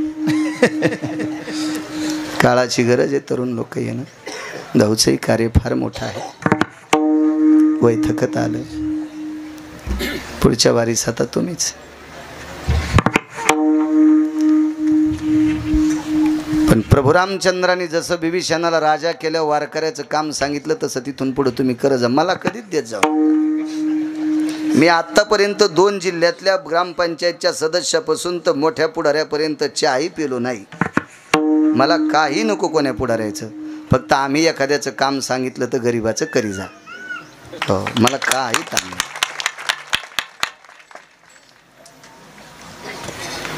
आणि अशी कामं जर तुम्ही करत राहिले तर पंढरपुरातला मालक तुम्हाला कंटाळा येईपर्यंत खुर्ची देईल. राजाकडनं अपेक्षा काय असतात? राजाकडनं अपेक्षा एकच असावी की त्यानं रस्ते करावं, त्यानं पाण्याची व्यवस्था करावी, त्यानं लाईटची व्यवस्था करावी, शेतकऱ्याच्या मालाचे प्रश्न मांडावा. कधी योग आला तर भाऊला सांगा शेतकऱ्याच्या मालाच्या बद्दल बोला. कारण भैयासाहेब, या देशात फक्त 4च देव आहेत. 4च देव. हो, 4च देव. तुमच्या राजकीय क्षेत्रातल्या लोकांना एक देव कळणं गरजेचं आहे. एक देव पंढरपुरातला मालक आणि काशीतला मालक एक देव आहे. याच्याकडे तुम्ही नाही पाहिलं तर त्याच्याकडे पाहण्यासाठी जग आहे. दुसरा देव आहे या विटेवरच्या मालकाचं भजन करणारी संत, हे 2 नंबरचे देव आहेत. तिसरा देव आहे अशोकराव, ज्याच्यामुळे आपण उद्याची सकाळ पाहतो. तो भारताचा जवान फौजी, हा 3 क्रमांकाचा देव आहे. आणि भैयासाहेब, या 3ही देवाची जोपासना करणारा पंढरपुरातला मालक आणि काशीतला मालक, याला नैवेद्य कशाचा असतोय? पोळी भाजीचा, भाकरी भाजीचा, चटणी भाकरीचा. मिलिटरीचा जवान काय खातो? भाजी भाकरी. भजन करणारे काय खातेत? आणि या तिघायला भाकर देणारा देव रक्ताचा घाम करून मातीत टाकतो तो शेतकरी राजा चौथ्या.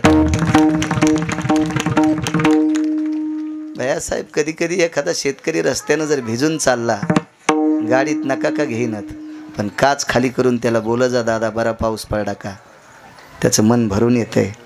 मला एक राजकारणातली व्यक्ती बोलली, इतकं कोमल अंतकरण जगात कोणाचं असेल तर ते शेतकरी राजाचं आहे. म्हणून जेवढी प्रश्न तुमच्या काळात मांडता येतील तितके मांडण्याचा प्रयत्न करा. फार ते पदरात पुण्य प्राप्त पडेल, कारण या देशाचं कण आहे. मी बोंबलत राहतो. महाराज, एक जण म्हणला, महाराज तुम्ही शेती करता म्हणून. नाही रे, माझा काय ताण नाही, मग शेती तर चांगली आहेच, पण मला संध्याकाळी पैसे देतात लोक. मी कुठणारा माणूस नाही ना. आत्तापर्यंत माईकवर सांगणं जोक आहे काय? मला कमी नाहीच न केली देवानं, पण मला शेतकऱ्याची कळकळ काय येते त्याचं कारण सांगतो भैयासाहेब. जाऊ द्या, होऊ द्या ईशांतर थोडंसं. किती मंत्री एका जाग्यावर झाल्यावर गहू तयार करतील? पंतप्रधान, राष्ट्रपती, कॅबिनेट मंत्री, राज्यातले मंत्री, गणेश बुवा हे गहू तयार करतील? नाही. चला, किती डॉक्टर एका जाग्यावर झाल्यावर एखाद्या दगडाला इंजेक्शन दिल्यावर टरबूज होईल? नाही नाही. किती वकील एका जाग्यावर झाल्यावर 10-5 इटीची डाळ होईल?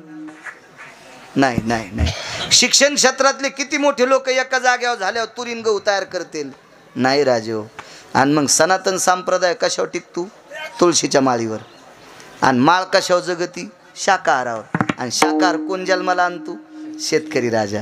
म्हणून सगळ्यांना त्याच्याकडे गोड पाहिलं पाहिजे, सगळ्यांना त्याच्याकडे गोड पाहिलं पाहिजे. ह्या बी इतक्या चौकरी त्यात. एखाद्या शेतकऱ्यानं घरचे वांगे पिकलेले जर गावात विकायला, मा याला काटेच नाहीत. तू ह्या जिबीला काटे आलेत, वांग्याला आहे तर तुला दिसनत. हो. आणि तिकडं बाजारात केवटी भरलेल्याचे मग कशा घेती? त्याचे वरून चांगले मधात तसेच. तिकडचे तुमच्याकडून शेतकऱ्याकडून नेलेले अंगूरचा आयता पुडा घ्यावा, वरी घोसा असतून खाली तुटलेले असते. हो, ते जमत. खरा कदर शेतकऱ्याची, खरा खरा कदर. पुण्य लागन तुम्हाला. चला, आपल्या महाराज लोकांना कीर्तनकार कोणी असेल शेतकऱ्यावर 5 मिनिटं बोल जा, तरच माळी टिकत्याल, तर माळी टिकत्याल, तर माळी टिकत्याल. हो. कसा संप्रदाय टिकायचा शेतकरी जर नाही जगला तर?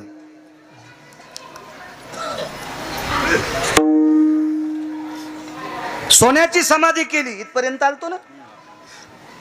65 क्विंटल सोन्याची समाधी गंधमादन वानराची. सगळ्याला आनंद वाटला, मारुतीरायला नाही वाटला.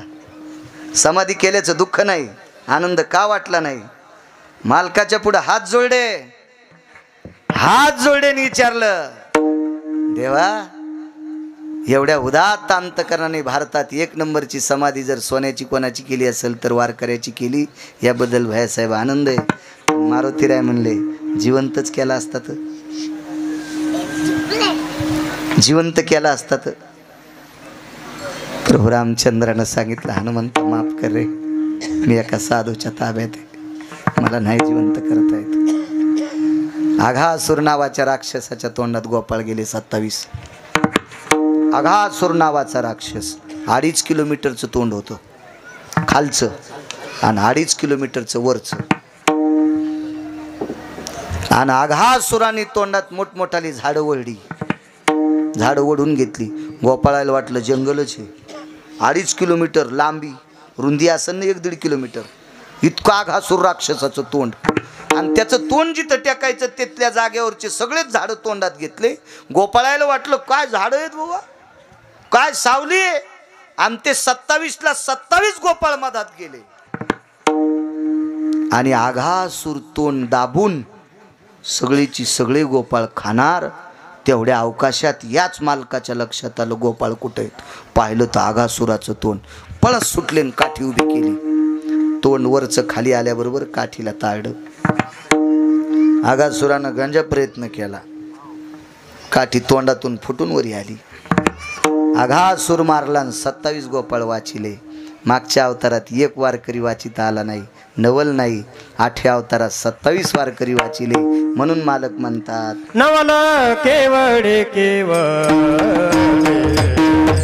नवल केवडे केवळ.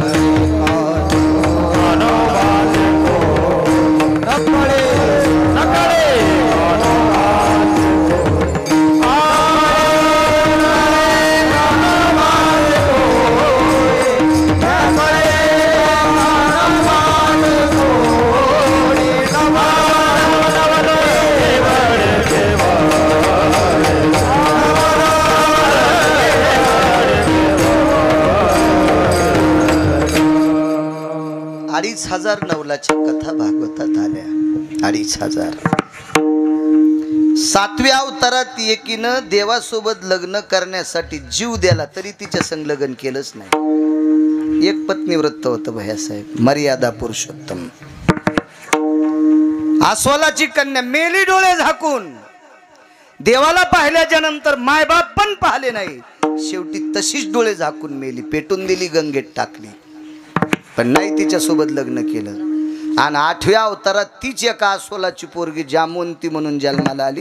तिच्या बापाचे पाय धरले, मला पोरगी देऊन टाका. बाप मोठा हुशार, ते म्हणला तू यासारख्या काळी मुडील पोरगी देतो की मी? आता देव माणसाच्या रूपात आलता, तुला देत असते तोय पोरगी. ते म्हणले मग लग्न करण म्हणले.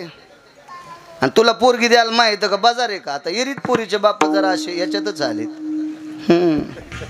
नाही येऊ द्या ना. आहे पोरीच्या बापान वजनात येण्याबद्दल दुःख नाही की मागच्या 35 वर्ष पोरायचे बाप बी लय मस्ताडे होते. अशा देवाला सोडायला हाल्यावनेच करू लागले. महाबाब्या महाबाब्या, तो हा बाब्या बुट हरपून येतो तरी तू हाच बाब्या. हे बी लय टेकीत आलते नो. हो पोरायचे बाप का साधे का?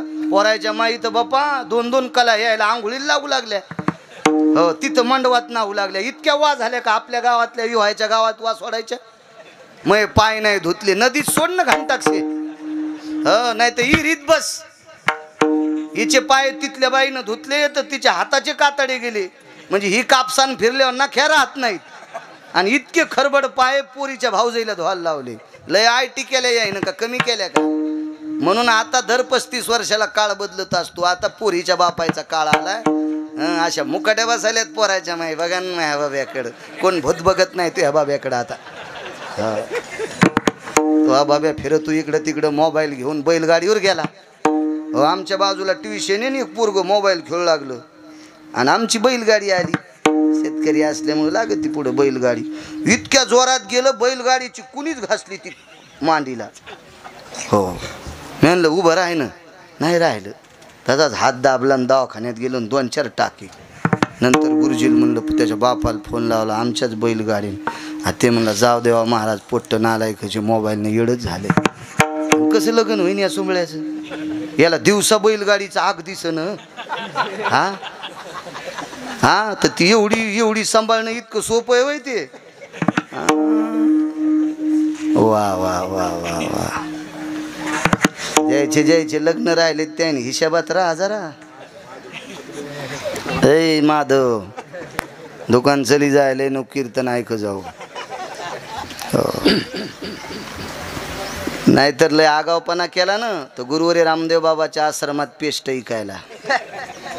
आमचे महाराज लय मोठे व्यापारी आहेत, जागतिक लेवलचे व्यापारी आहेत.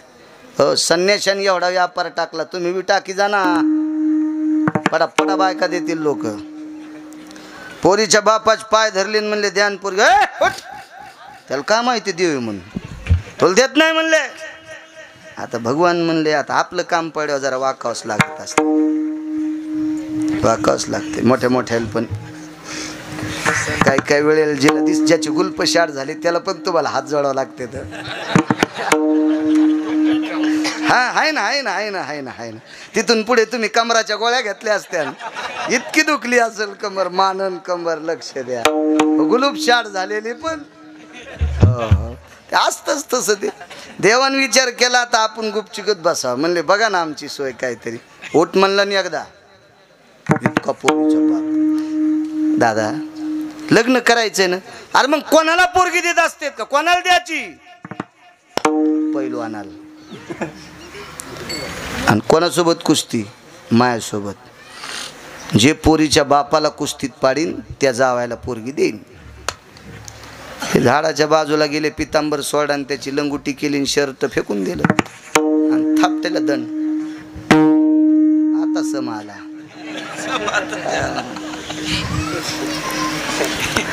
आता देव काय महाराज भैयासाहेब असा चिमुकला देव. काय सौंदर्य, काय रूप असल. पाहिली या वेध लावी. सासूबाईनं देवाकडे बघितल्याबरोबर नाही बाई इतकं कवळं बाई. आमच्या मालकानं असं धरलं तर कडाकडाच मोडन. आणि यानं कशाला नादी लागा बाई. दंड तर थापटिली पण मांडी थापटिली.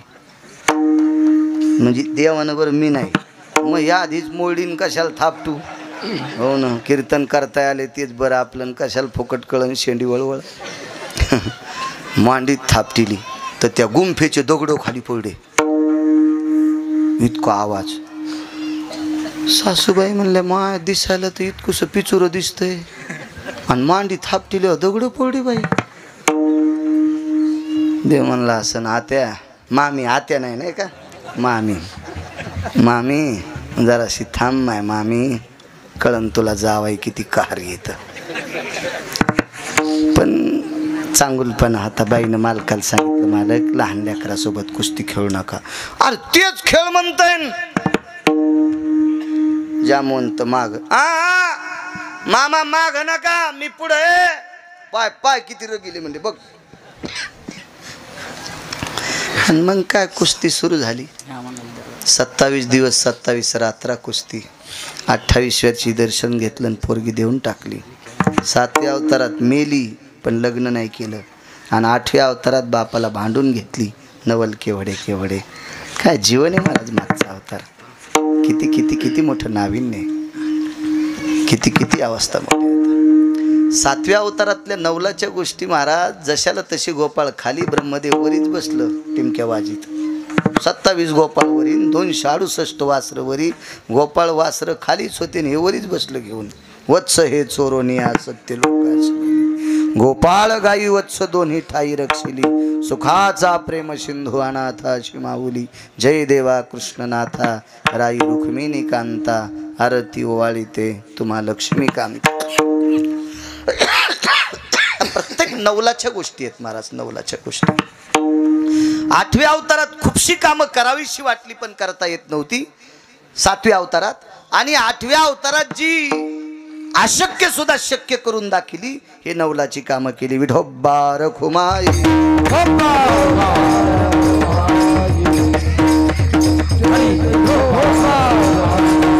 भगवंताचा जन्म मथुरेत झाला. मथुरेत जन्म झाल्याच्या नंतर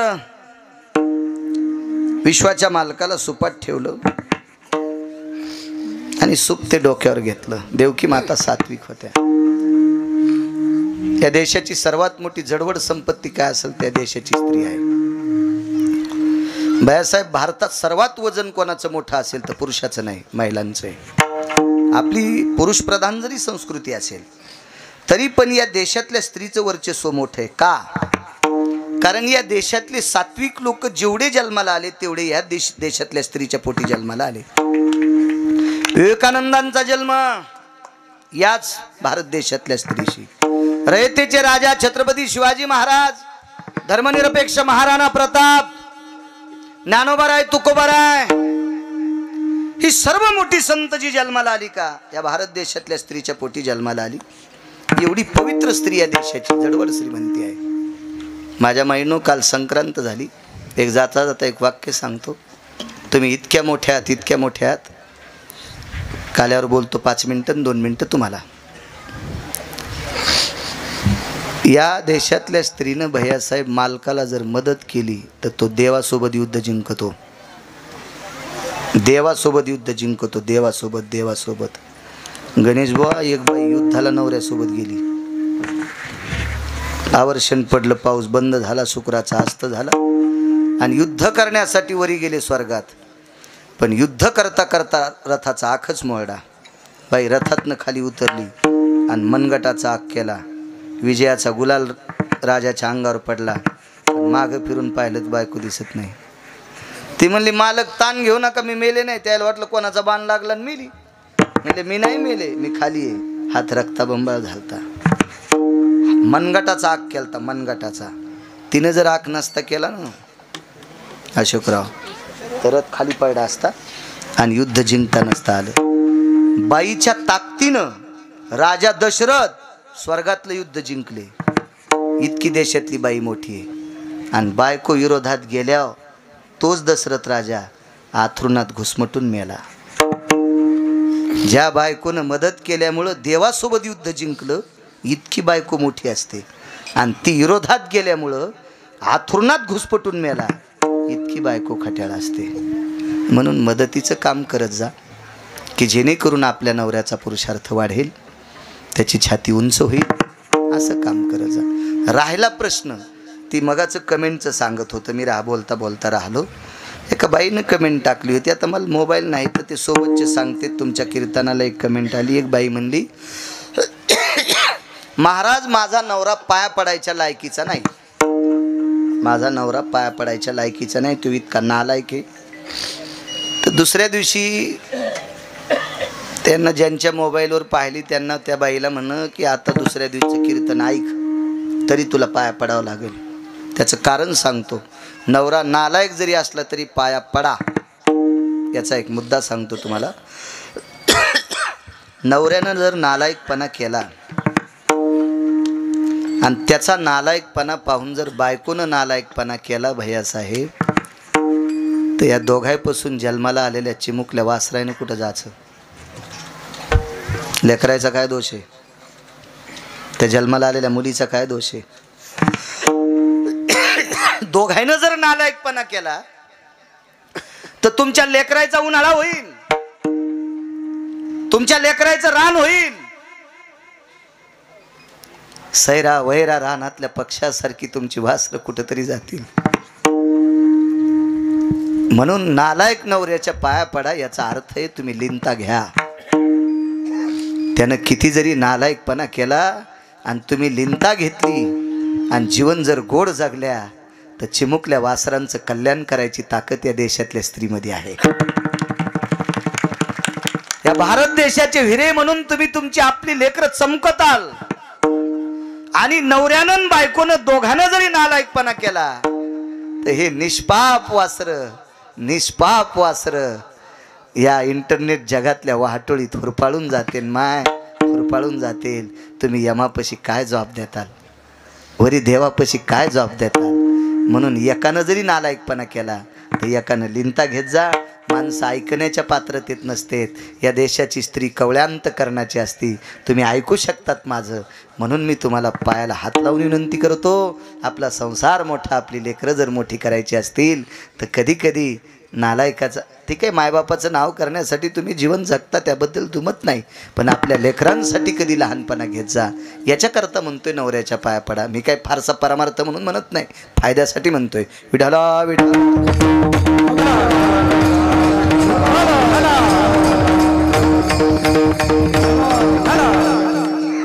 मथुरेत जन्म झाला.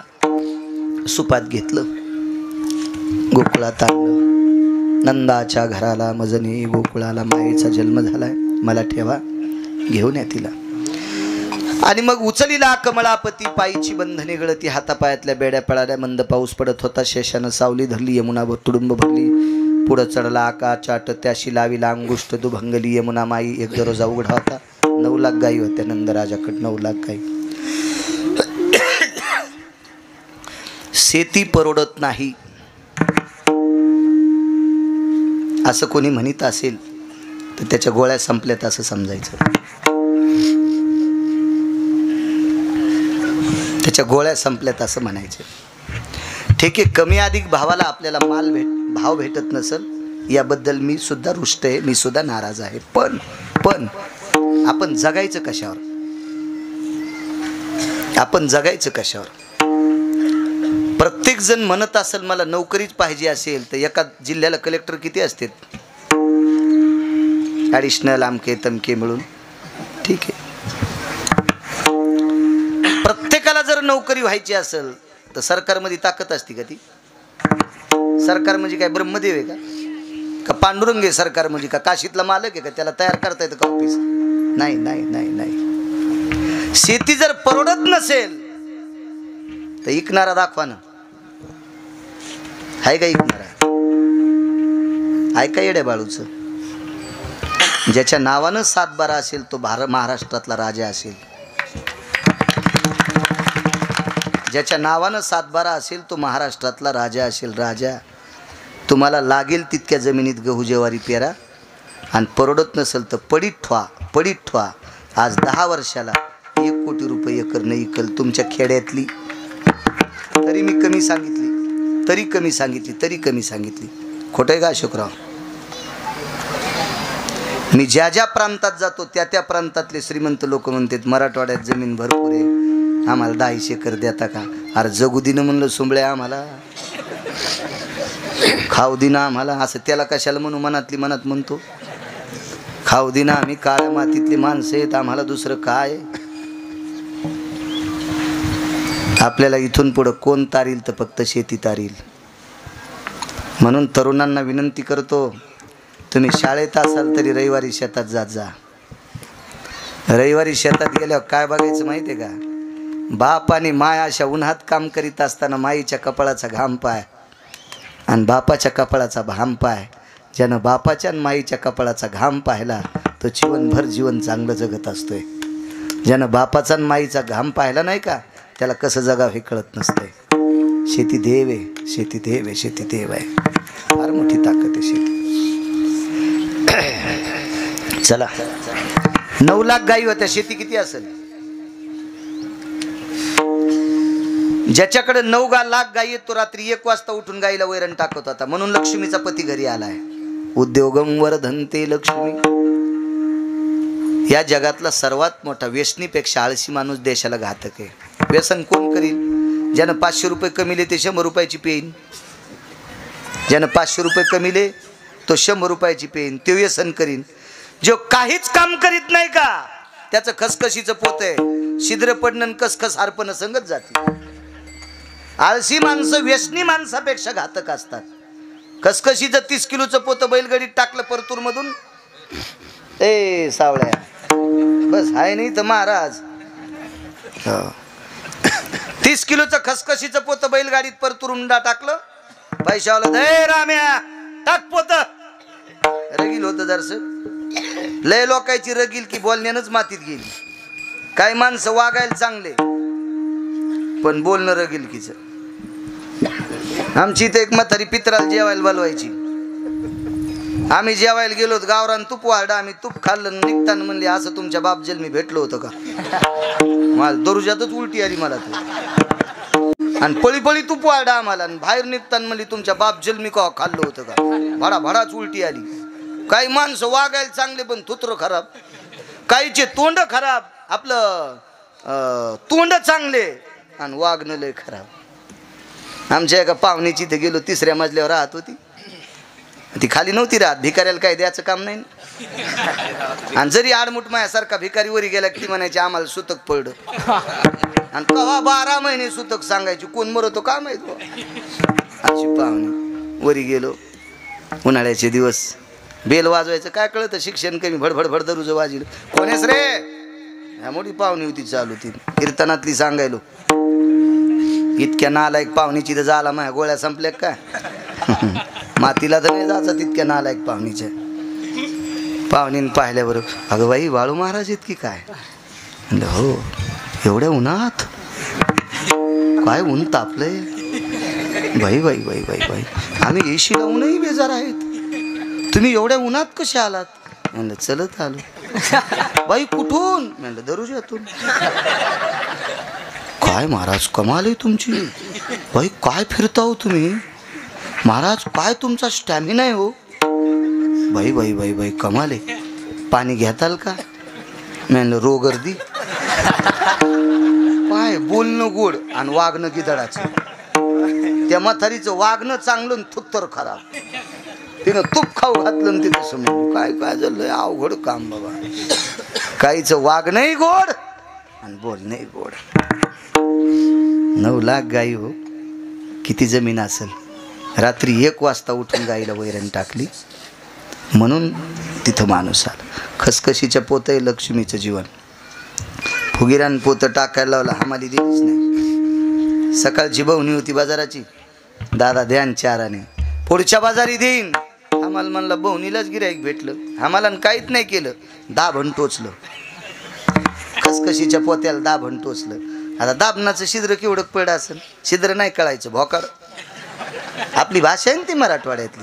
तिकडे मी मुंबईकडे याच्याकडे नाशिककडे गेल्यावर छिद्र म्हणत असतो. हो ना, आपल्याकडे धावाड शब्दच आहे मराठवाड्यात, धावाड भोकाड. हो, किस देश की बोली किस देश में गाली होती. तिकडं कसं म्हणावं आहे का नाही. आपल्याकडे ते प्रचलित शब्द आहे. विश्वामित्र म्हणायच्यात नाही, ईशा मैतर. आषाढ कुठं म्हणतात, आखाड. मरग नाही म्हणायच्या, मिरुग. हो, पुष्य नाही, धाकले पुख आणि थोरले पुख. काय भाषा, वा वा वा, गोडवाय गोडवाय. आपल्याकडे काही लोक टिंब देऊन बोलत येत, पण ते नुसते बोलत येतच, पुन्हा काहीच नाही. खसखशीच्या पोत्याला दाभण टोचलं, परतुरून गाडी आली वा येनुऱ्यात. येनुऱ्यात आलो म्हणून इथं नाव घ्यालो, तितकं रगील तुमच्या गावात नाही कोणी.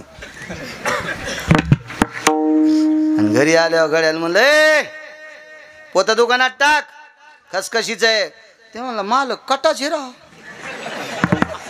खसखस तर काहीच नाही. परतूर पासून येणोऱ्यापासून हीच बॅटऱ्या दाबल्या, पण रस्त्यान खसखस दिसली नाही आणि पोतड्यात थांबली नाही. तिचंच नाव लक्ष्मी आहे. ही सांभाळायची असेल तर काम करा. व्यवसाय निमित्त फळ देत असे संचित. नुसत्या प्रारब्धाला हात लावून बसल्यानं जमत नाही, काम सुद्धा करावं लागेल. प्रारब्ध म्हणतात तर जमीन पेरिंग कोणी पेरलीच नाही म्हणले कंस आले नाही. असं कसं प्रारब्ध? पंढरपुरातला मालक का तू सासरा आहे का खालून जेवारी द्यायला? काम करावं लागेल. नंदराजा 1 वाजता गाईला वैरण टाकीत होते. देव गेले, पाहलं, फिरविले दोन्ही कन्या आणि चक्रपाणी. गोकुळात उत्सव चालू होता. गोकुळीच्या सुखांत पार नाही लेखा. भगवंताला पाळण्यात घातलं, गोपी जमा झाल्या. झुलने मे झुले नंदलाल झुलावरे सजनी. काय तो आनंद होता महाराज. नंदजी को आनंद भयो, जय अकन्हया लाल की. हाती दिने घोडे दिने, दिने दिने पालकी. नंदजी को पुत्र भयो, जय कन्हया लाल की. आनंद उत्सव झाला. बघता बघता मोठे झाले. मोठे झाल्यावर शाळा घातला. आता जाई राणा सवे घेऊन गोधना. गायी एकत्रित बसल्यात, खांदी भार पोटी भूक काय खेळायचे सुख. सर्व शिदोऱ्या एकत्र केल्या. विभ्रवेनाय सर्व स्थितो प्रसाद रस्तु कवलहा. व्याधी निरशन हितार्थायाम कवलम प्रसाद रस्तु. गोपाल कृष्ण भगवान की. गोपाल खुमाये, गोपाल खुमाये, ज्ञानेश्वर माऊली.